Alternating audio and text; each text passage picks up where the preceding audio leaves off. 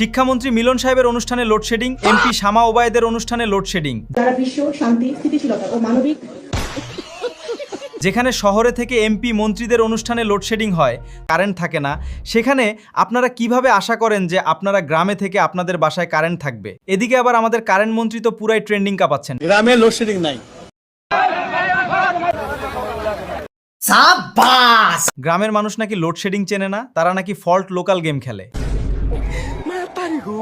মন্ত্রীর মতে গ্রামে বিদ্যুৎ যায় না, পল্লী বিদ্যুতের লাইন অনেক লম্বা, তো তাই কারেন্ট নাকি হাঁটতে হাঁটতে ক্লান্ত হয়ে পথে কোথাও ফল্ট করে বসে থাকে।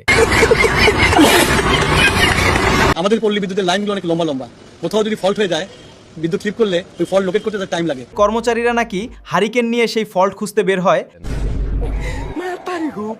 আর ওইদিকে গ্রামের মানুষ গরমে হাত পাখা দিয়ে বাতাস খাইতে খাইতে ফল্ট ট্র্যাকিং উপভোগ করে।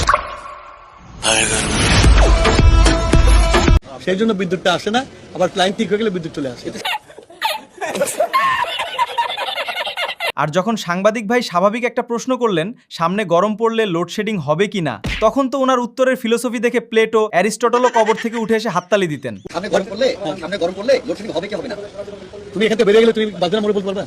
বাস্তব বিজ্ঞান আর আধুনিক দর্শনের কি অপূর্ব মেলবন্ধন। বিদ্যুৎ থাকবে কি থাকবে না, এইটা নাকি এখন আর জেনারেটর বা কয়লার উপর নির্ভর করে না, এইটা নাকি পুরাটাই আকস্মিক জীবন মৃত্যুর লীলা খেলা। সাংবাদিক গিয়েছিলেন কারেন্টের খবর নিতে, আর ফেরত আসলেন নিজের হায়াত মৌতের হিসাব মাথার মধ্যে নিয়ে। সোজা হিসাব, ফ্যান ঘুরলে এইটা পল্লী বিদ্যুতের দয়া, তোর মাথা নষ্ট। ফ্যান বন্ধ হলে এইটা লোডশেডিং না, এটা লাইন লম্বা হওয়ার কষ্ট। আমাদের পল্লী বিদ্যুতের লাইনগুলো অনেক লম্বা লম্বা, কোথাও যদি ফল্ট হয়ে যায় বিদ্যুৎ ট্রিপ করলে ওই ভবিষ্যতে কারেন্ট থাকবে কিনা এইটা জানার চেষ্টা করা মানেই ইমানি পরীক্ষার মুখে পড়া।